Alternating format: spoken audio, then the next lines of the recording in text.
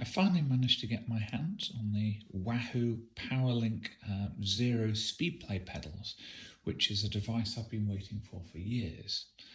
I use various different power meters, but I personally prefer to ride on SpeedPlay due to a dodgy knee, so the fact that we've now got an integrated power unit here is absolutely brilliant. So with that in mind, let's have a look at the box.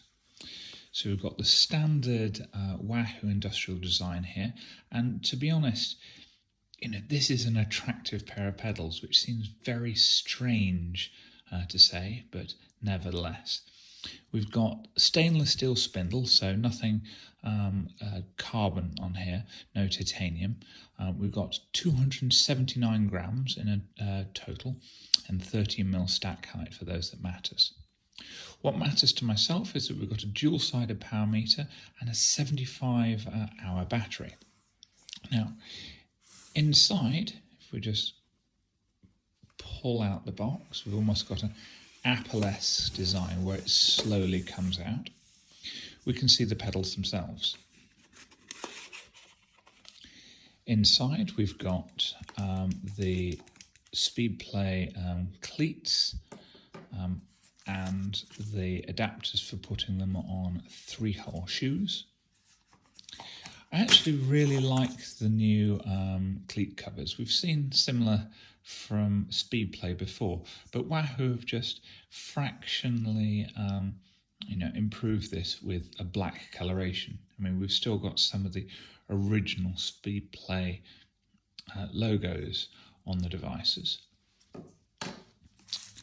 We've got the charging pucks. Now, personally, I find these quite interesting. Let's try and get this out. Literally, this is a proper unboxing. So we've got one USB-C charging clip that will go directly onto the pedal. And we've got another one as well on this side. I actually think that the inclusion of both is good because it means that you can easily charge on the go. But the fact that they're USB-C, I mean, I personally have tried to standardize across USB-C now. So I might end up keeping one in a bag and one at home to charge with, just so I'm never left without. We've obviously got USB-C cables. Now, this cable in itself is specifically designed for these power play pedals in the regard that it's a Y cable. So we've got this little adapter here, we've got this little junction box here, and then out to 2 USB-C cables. Honestly, I think that's going to spend more time in my wires box being used to charge other things such as bike lights as much as it will do these pedals. I'm losing one USB-A port to be able to charge both things at the same time. So if nothing else, big fan of the cable we get with this.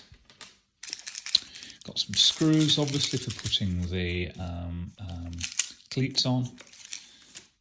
Little bits of glue on the screws to help them stay in, and shims if needed if you've got a 4-bolt setup.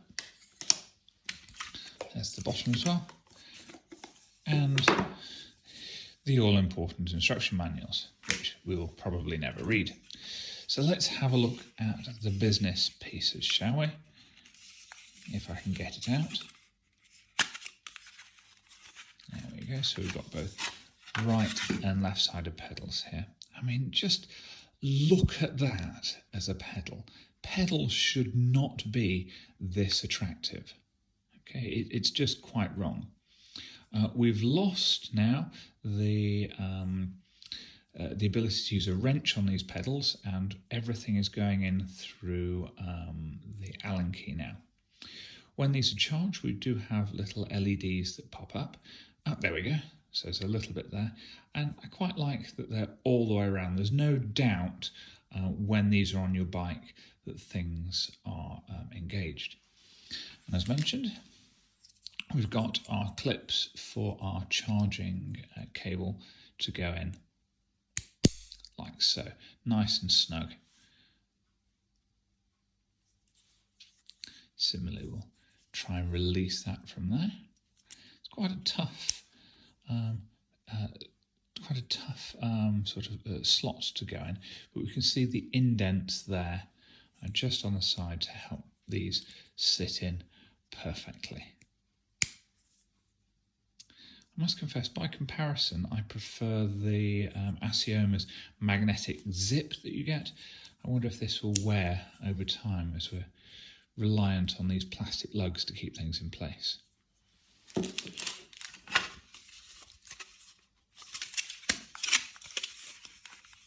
to get the same out again.